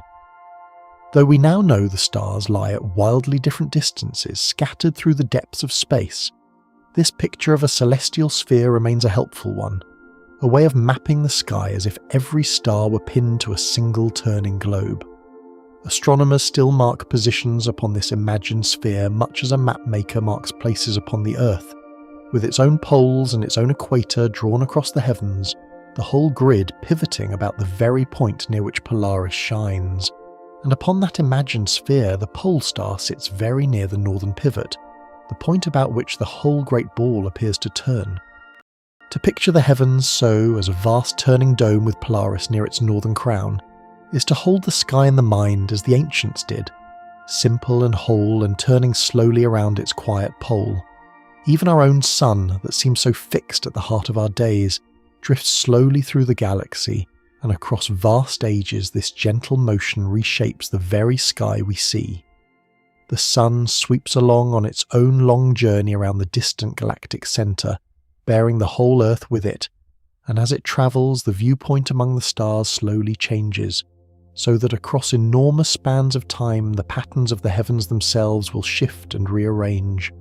So vast is that orbit that the sun has circled the galaxy only a handful of times in its whole long life, each single loop taking far longer than the age of every creature that ever walked the Earth. The constellations we know are bound to the particular moment of our sun's journey, and far in the future, as the sun moves on, the night sky will hold different shapes entirely. Polaris, too, will eventually be left behind as our sun drifts onward and the pole wanders away. To know that even the sun is a traveller, carrying us through an ever-changing sky, is to feel how nothing in the heavens is truly still, how the whole vast scene is slowly flowing, and how the sky of any age is only a passing arrangement, beautiful and brief. Even now, in the glow of our brightly lit towns, where so many fainter stars are washed away, the pole star still shines through, faithful enough to be found from the heart of a city. The lights of streets and houses spill upward into the night and drown the dimmer stars in a soft orange haze. Yet Polaris, though only of middling brightness, is usually bright enough to pierce that glow and remain visible where fainter lights are lost. The faint little bear that surrounds it may melt away entirely into the city haze, its dimmer stars erased, and still the pole star itself lingers, often the only survivor of its constellation above the bright streets. A city dweller who knows where to look can still find the pole star above the rooftops, still traced north by its quiet light, even amid all the brightness of the modern world. There is a small comfort in that, the thought that this ancient guide has not been wholly stolen from us by our own lamps, that even over the glowing cities the pole star holds its place, dim but faithful, waiting to be found by anyone who lifts their eyes and remembers to look for it. To grasp how impossibly far the pole star lies, set its distance against the small journeys of our own lives, and the mind reels gently at the gulf. If you could somehow travel toward Polaris in the fastest craft humans have ever built, the swiftest vessel we've ever sent racing through space, the journey would still stretch on not for years or centuries but for millions of years, far longer than humanity itself has existed. Whole ages of the Earth would pass on that voyage, mountains rising and wearing away, the seas shifting their shores, and still the traveller would not have arrived, the pole star drawing only slowly nearer across all that unimaginable time. The distance is so vast that no human voyage could ever cross it, no life ever reach its end. The light we see set out centuries ago and has been racing toward us all this while at the greatest speed there is, and even that swiftest of all travellers needed 400 years and more to make the crossing.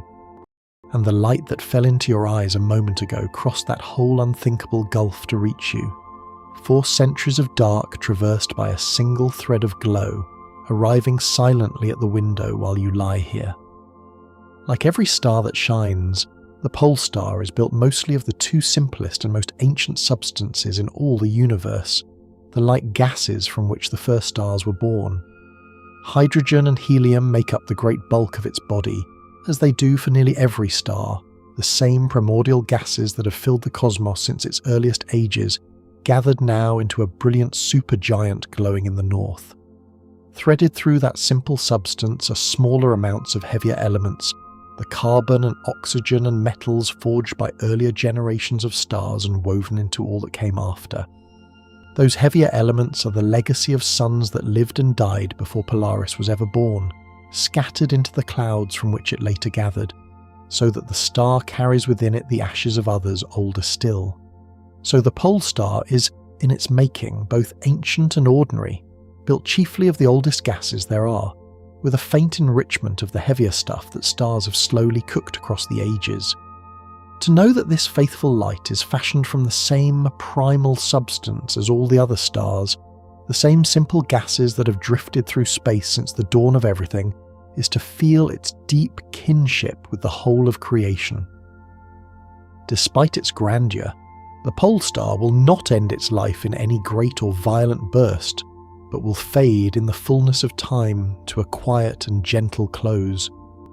Though it is a brilliant supergiant now, it does not hold quite enough mass to end in the titanic explosion that marks the death of the very greatest stars. Instead, after it has spent its fuel, it is likely to shed its outer layers softly into space and settle at last into a small, dense, slowly cooling ember. There is no cataclysm written into its future, no sudden blaze, only a slow and peaceful dimming across ages beyond imagining, the great supergiant gradually letting go of its brilliance and easing into a quiet final rest. There is something deeply soothing in that, the thought that this gentle guide will meet a gentle end, fading softly rather than exploding, slipping quietly into the long calm of its old age, faithful even in the manner of its passing. That quiet fate it shares, in spirit with our own sun, for both are stars destined to end not in violence, but in a slow and peaceful fading. Our sun too will one day swell and then shed its outer layers and settle into a small dense ember, cooling slowly across the ages, and the pole star's ending, though grander in scale, follows much the same gentle path. The small dense embers such stars leave behind glow on faintly for an almost endless time, cooling so slowly through the dark that they fade by the gentlest of degrees across spans far longer than the lives they once led. Neither will tear itself apart in a great explosion. Both will simply, softly, let go of their light at last and drift into the long stillness of their final years. There is a quiet fellowship in that shared fate, the faithful lamp of the north and the star that warms our days both bound in the end for the same gentle close. Long after its light has dimmed, the cooling ember it leaves will go on glowing in the dark, fading by such fine degrees that its last warmth will outlast almost everything, a small spark settling slowly toward black across spans longer than the whole bright life that came before. The stars return to their places each night a little sooner than the sun does, and in that small difference hides the reason the night sky slowly changes through the year.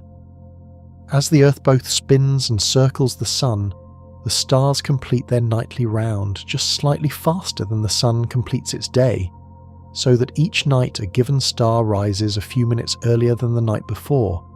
That small gain of a few minutes each night, gathering steadily, means a star that climbed at midnight in one season will climb in the evening some months later, the whole sky quietly running ahead of the sun's slower clock.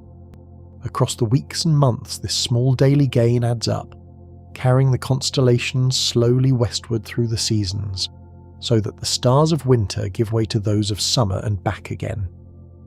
The pole star, sitting near the still pivot, barely moves through all of this, while the rest of the sky slowly marches past it season by season. To know that the heavens keep a slightly quicker time than the sun, and that this small difference is what turns the wheel of the seasons in the sky, is to feel the deep clockwork of the world, the spinning and the circling woven together into the slow and faithful changing of the night. There is a curious twist in the way astronomers measure the brightness of stars, a scale that runs strangely backward. In this ancient system, the brighter a star, the smaller the number assigned to it, so that the most brilliant lights carry the lowest values and the faintest carry the highest. The pole star sits at a value near the middle of the visible range, a modest figure that marks it as a comfortably bright star but far from the most dazzling. The very faintest stars a sharp eye can catch on a dark night sit at the upper end of that scale, while the few most brilliant lights drop below even zero into negative numbers, the whole range of visible brightness laid out along this single backward ladder. This upside-down counting is a relic of the old way of ranking stars, where the first and brightest were called of the first order and the dimmest of the last, and it has simply endured into modern use. To know that the brightest stars were the smallest numbers, and the pole star a gentle middling one, is to glimpse how much of our science still carries the shape of its ancient beginnings, the old habits of the first watchers preserved quietly inside the modern measure. By that backward scale, the pole star ranks not among the very brightest lights in the heavens, but somewhere well down the list, a fact that surprises many who assume so famous a star must blaze near the top. There are dozens of stars in the sky brighter than Polaris, brilliant suns that far outshine it, and yet none of them holds the place of honour near the pole, and so none became the guide that Polaris is. Its fame, once again, was never built on brilliance, but on its rare and fortunate position. To learn that the pole star is only a middling light, outshone by so many others, and yet beloved and trusted above nearly all of them, is to be reminded once more that worth is not always the same as splendour, and that the quietest things, well placed, may matter more than the most dazzling. The very letter by which astronomers formally name the pole star marks it as the chief star of its little constellation, the first among its kin. Within each constellation, the stars are often labelled by the letters of an old alphabet, the brightest or most prominent usually granted the first letter, and Polaris bears that first designation in the constellation of the Little Bear.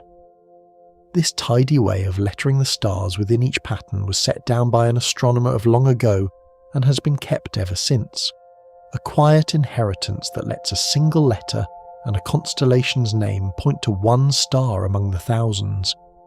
It is thus the alpha of its pattern, the leading star set at the tail's end and shining brighter than any of its faint companions in that dim figure. To know that the pole star is formally the foremost star of its constellation, the first named light of the Little Bear, is to feel the quiet order astronomers have laid across the sky. Every star granted its place and its label, and this one marked as the chief of its small and gentle pattern, the bright leader of an otherwise faint and subtle group. There exists in the sky another, truer kind of fixed northern point, one that does not wander as the pole star's does, and it tells a deeper story of the heavens. Beyond the pole around which the Earth's daily spin turns, There is also the pole of the Great Circle along which the sun appears to travel through the year, a different northern point that stays nearly fixed against the stars while the spinning pole slowly wanders around it. This other pole lies in a different part of the sky, in the winding constellation of the Dragon, and it is around this steadier point that the wandering celestial pole traces its great slow circle across the ages. It is the very centre of that grand circle along which the pole star and all its predecessors drift, the still hub of the wheel of precession, holding its place in the Dragon's coils while the spinning pole loops slowly around it once every great year. So there are, in a sense, two norths in the heavens, the one we steer by now, which slowly drifts, and a deeper, steadier one about which that drift revolves. To know this is to feel the sky grow richer still, layered with poles and circles, the familiar pole star revealed as a wanderer about a deeper and more constant point hidden in the Dragon's coils. The whole soft glow we see as the pole star is, in truth, the mingled light of its small family, the brilliance of three suns blended into one apparent point. When you gaze at Polaris, the light reaching your eye is chiefly that of the great supergiant, but woven into it, indistinguishably, is the fainter light of its companions, all of them so close together in our sky that they merge into a single shining point. The companions are so faint beside the giant, and so near it in our sky, that no naked eye could ever tease them apart from the brilliant one. Their glow simply folded quietly into the single soft point we know. So the steady lamp of the north is not one light but a quiet braid of several, the combined glow of a whole stellar household gathered into one beacon. To know that the gentle point you see is really the woven light of three suns, travelling together and shining as one, is to feel the richness hidden inside that single spark, a small family of stars pouring their light together across the centuries to reach you as one soft and faithful glow. The great supergiant at the heart of it all turns upon itself with a slow and stately grace, taking a long while to complete even a single rotation. Where our own sun spins around once across the span of a few weeks, a swollen supergiant like Polaris, stretched so vast and so diffuse, turns far more slowly still, its enormous body wheeling around only across a long and unhurried span. A point upon its surface must travel an enormous way simply to come round again, so wide is the body it belongs to, and so the whole great sphere rolls over with a slowness that suits its size. There is a deep calm in that slow rotation, the image of so immense a star turning gently upon its axis, in no hurry at all, taking its long, patient time. To picture that vast golden body wheeling slowly around, so large that even its turning is ponderous and unhurried, is to feel once more the gentle, sleepy grandeur of the star, a giant rolling so slowly through its own rotation that the motion seems almost like rest, a great sun turning in its sleep. Lift yourself in imagination far above the earth, out into space or onto the surface of the moon, and the pole star would still hang near the north, for the direction of the Earth's axis does not change with your small rise. Because Polaris marks the way the whole planet's axis points, and because that direction holds steady whether you stand on the ground or float high above it, an astronaut in orbit or a traveller on the moon would still find the pole star near the northern point of the turning sky. So vast is the distance to the star that even crossing the whole gulf to the moon would shift its place in the sky by nothing the eye could ever detect, the pole star hanging just where it always does. The familiar guide does not abandon those who leave the Earth. It hangs in nearly the same place, faithful even to those who venture beyond the world. There is something comforting in that, the thought that even were you to drift far out into space, the old northern light would still be there, holding its place above the pole, a familiar face in the unfamiliar dark, the same guide that steered the ancient sailors still keeping watch over those who journey among the stars. For the whole length of a single human life, and far beyond it, the pole star holds its place so steadily that no person ever sees it truly move from where they first found it. The slow wandering of the pole unfolds across thousands of years, far too gradual for any one life to witness, so that the Polaris of your childhood and the Polaris of your old age shine in the very same spot, unchanged across all your years. Even across 100 lifetimes laid end to end, the star would barely shift its place, the pole creeping onwards so slowly that it would take far longer than all of remembered history for the change to grow plain to the casual eye. A grandparent and a grandchild, generations apart, look up to find the pole star in precisely the same place, a constancy that outlasts whole human lives. There is a deep tenderness in that, the thought of this one light holding faithfully still across all the changes of a life, across all the seasons and sorrows and joys of the years, a single fixed point that never wavers while everything else in a life shifts and passes. The pole star keeps its place through all of it, a quiet, faithful witness to every generation that looks up. That generational constancy made the pole star a natural emblem of faithfulness and of promises kept, woven deep into the language of the human heart. To swear by the pole star, to call something as constant as the northern light, was to invoke the steadiest thing anyone knew, a fixed point in a shifting world. Lovers and friends and the makers of vows reached for its image to speak of loyalty that would not waver, of devotion as unchanging as that one faithful star. There is a beauty in that, the way a distant point of light became a measure of human constancy, the standard against which faithfulness itself was judged. To call a heart as true as the pole star was to grant it the highest steadiness imaginable, and in that old comparison the star and the human longing for faithfulness are bound gently together, the light in the sky and the hope in the heart reaching toward the same unwavering ideal. Beneath all its meaning and all its history, the pole star remains simply a beautiful thing to behold, a quiet light worth looking upon for no reason at all but the gentle pleasure of it.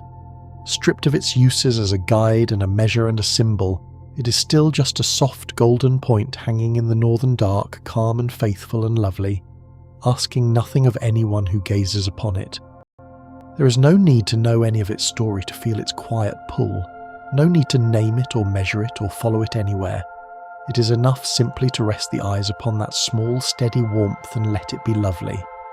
To look at it not as a tool or an emblem but simply as a star, a distant sun shining quietly across the immense gulf of space, is perhaps the gentlest way of all to know it.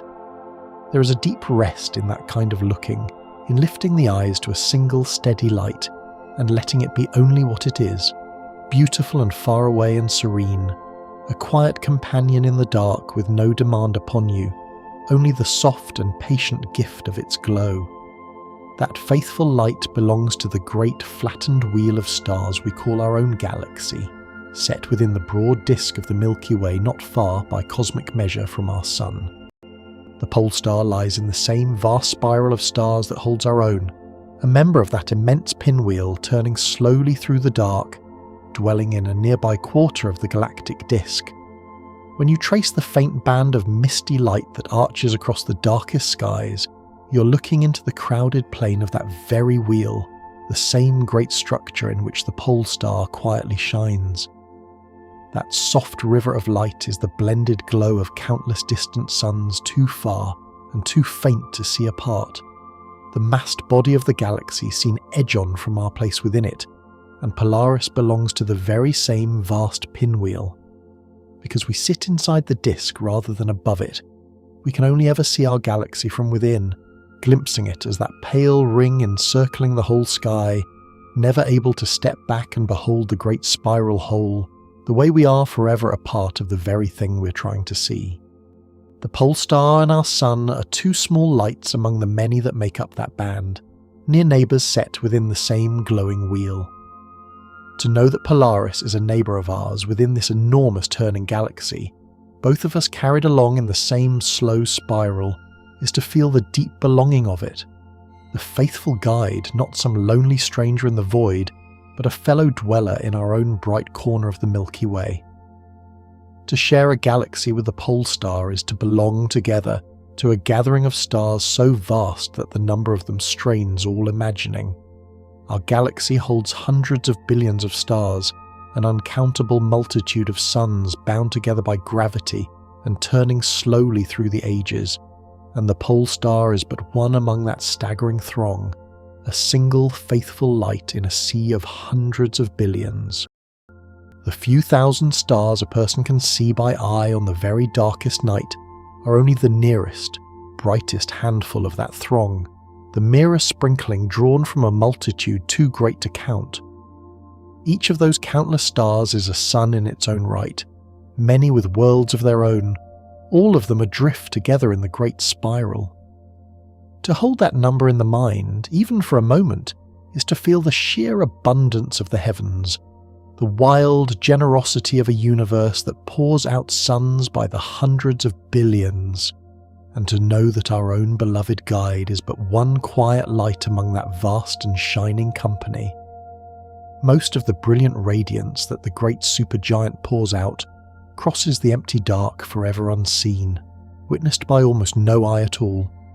The star floods the space around it with light in every direction, an immense outpouring streaming endlessly into the void, and only the tiniest sliver of all that brilliance ever happens to fall upon the earth and find a watching eye.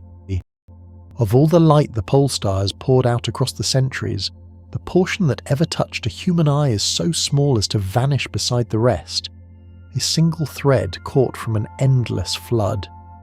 The overwhelming bulk of it races on through the emptiness, lighting nothing, seen by no one, simply pouring outward forever into the dark. There is a strange and quiet grandeur in that thought, a star shining with the brilliance of thousands of suns, and nearly all of that glory spilling unseen into the night, given freely to the empty dark.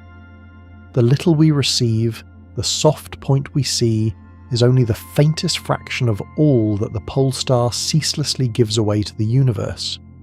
Resting beneath something so vast, you may feel the cares of the day grow quietly smaller, shrinking to their true and gentle size. Against the immensity of a star so large and so distant, against the hundreds of billions of suns and the slow turning of the galaxy, the worries that seemed so heavy by daylight soften and recede, growing light and far away. The very things that loomed so large an hour ago shrink, beneath such a sky, to their proper size, small and passing against a backdrop so wide and so old that no trouble of a single day could ever fill it. There is a deep and welcome ease in that smallness, a permission to set down the weight of things, to let the long list of the day's concerns dissolve into the vastness above. The mind, no longer asked to hold anything tightly, can simply float, the way a small boat rests upon a great and gentle swell. Beneath the pole star, beneath the whole immense and patient sky, the troubles of a single day find their true proportion at last, tiny and passing beneath so great and so calm a reach of light. For thousands of years, people believed the stars were truly fixed, eternal and unmoving, and the slow wandering of the pole has been one of the quiet teachers that showed us otherwise. The ancients called the stars the fixed lights, imagining them perfectly changeless, set forever in their places upon the turning sky.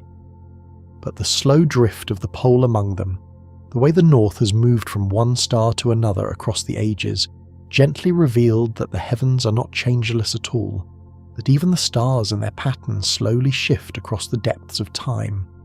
By comparing their own careful measurements against the records of watchers long dead, later astronomers caught the heavens quietly out of step with the past, the sky itself shown to have crept onward since the ancients first wrote it down. The pole star, in its faithful constancy across a human life, paradoxically helped teach us that nothing in the sky is truly eternal, that all of it is slowly moving. To know this is to hold a gentle wisdom, that even the things which seem most fixed are quietly in motion, and that there is a deep calm in accepting the slow change woven through all things, even the patient stars. The careful watching of the pole star and its slow circling has long helped humankind reckon the deep rhythms of time, the turning of the years and the marking of the seasons. By studying how the pole and the surrounding stars shifted across the ages, watchers learned to measure the great slow cycles of the heavens, to align their calendars and their monuments to the true turning of the sky. It was by patiently tracking such slow shifts of the heavens that astronomers of old first uncovered the great wobble of the pole itself, reading in the drift of the stars a cycle far longer than any single life, and trued their calendars against it. The pole star stood at the centre of much of that patient reckoning, the fixed point against which the slow drift of the heavens could be measured and understood. To know that this single light helped people order their very sense of time, to mark the long cycles and keep the calendar true, is to feel how deeply the sky and the human measure of time are woven together. The turning heavens themselves the first and greatest clock, with the pole star at its quiet centre, helping to keep the long count of the ages. The light entering your eyes this very night is a thread reaching back through time, binding you gently to every watcher who ever looked upon this star. The same pole star you might find tonight is the one that ancient sailors steered by, that lost travellers followed home, that the makers of old vows swore upon, that those seeking freedom walked toward in the dark. The light now reaching you left the star so long ago that some of it may have set out while those very travellers still lived, the same beam crossing the dark to touch first their eyes, and then, centuries on, your own. Across all the centuries, countless eyes have turned to this one faithful light, and in looking upon it now you join that long and quiet company, gazing at the very same star that steadied so many hearts before you. There is a deep fellowship in that, the knowledge that this single light has been a faithful companion to so vast a multitude of human lives, and that in lifting your eyes to it, you reach across time to stand for a moment beside everyone who ever found comfort in its glow. The pole star binds the ages together, one steady light shared across all the generations of those who looked up. Even on the nights when clouds draw across the sky and hide it from view, the pole star is still there, holding its place faithfully behind the veil. The clouds may gather and the northern light may vanish from sight, yet it has not gone anywhere. It shines on above the clouds exactly as before, waiting to reappear when the sky clears again. The light is still streaming down toward you even now, even through the thickest overcast, caught and scattered by the clouds but never stopped, the star burning on quite unchanged behind that soft grey ceiling. There is a quiet comfort in that, the knowledge that the guide does not abandon us when we cannot see it, that it holds its faithful place whether or not the clouds allow us a glimpse. So too, perhaps, with many steadying things in a life, present and faithful even when hidden from us for a while.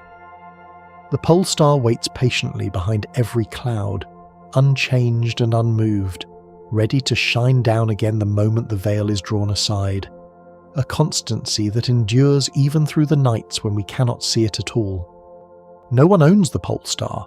It belongs equally to everyone who lifts their eyes to find it, a freely given gift of the whole northern world. Across every land and every people of the northern half of the earth, the same faithful light hangs in the same place, offered alike to king and wanderer, to sailor and child, asking nothing, belonging to no one and to all. It cannot be bought or claimed or kept. It can only be looked upon and loved, the shared inheritance of everyone who ever turned to it for guidance or for comfort. There is a deep gentleness in that, the thought of one light given freely to so many, a common treasure hanging in the sky for all the world to share. The pole star is everyone's and no one's, a faithful gift held in common by all who look up, the same quiet guide shining down impartially upon every soul beneath the northern sky. And so all the threads of this long story draw together into a single soft point hanging quietly in the north, a light that has meant 1,000 things to 1,000 generations, and yet asks nothing of any of them. Whatever else it has been across the ages, in the end it remains simply a faithful glow in the dark holding its place while the great wheel of the sky turns slowly around it, a quiet anchor for every gaze that ever rose to find it. It will be shining there long after this night has passed, long after you have woken and slept again many times over, faithful through all your tomorrows just as it was through all the days of those who came before. There is a deep and final peace in resting beneath a light so patient, so unhurried, so wholly at ease in its own steadiness, and you may borrow that ease now, letting your breath grow as slow and untroubled as the star itself. There is no need to gather any of this up or carry it with you.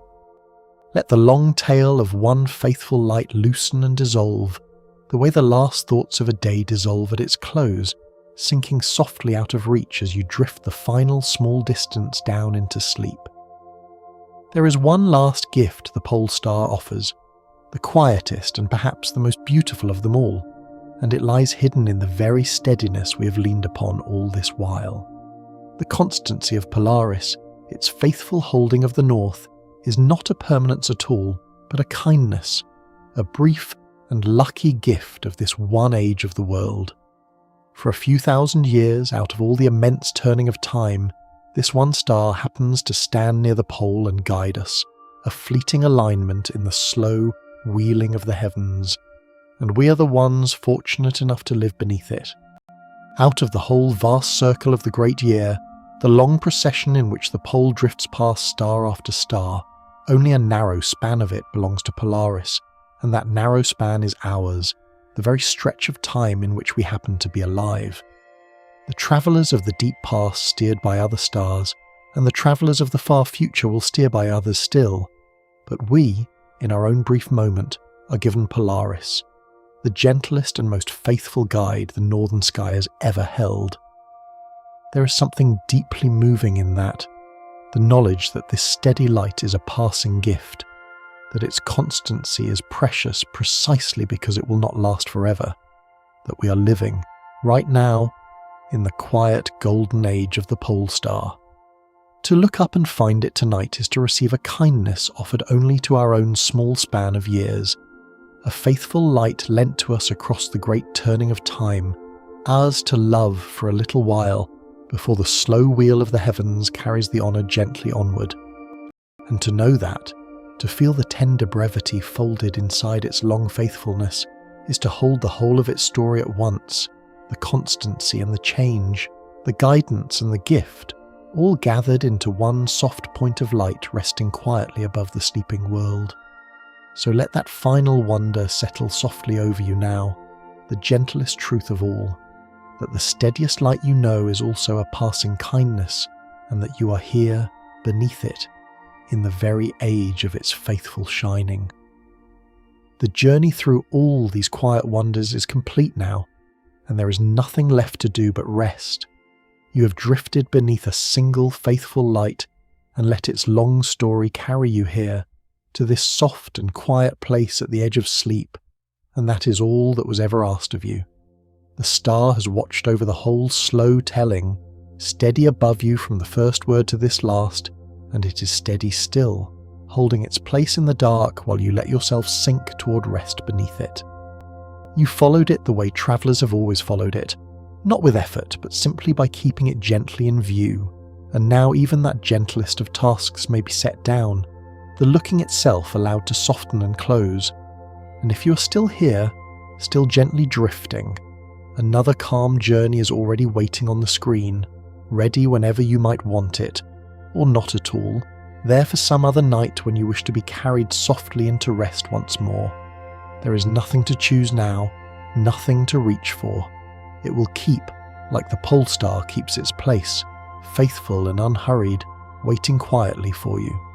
You do not need to remember any of it, not the names, not the numbers, not a single fact or wonder that drifted by. Let it all go now, soft and easy, the way the night lets go of the day.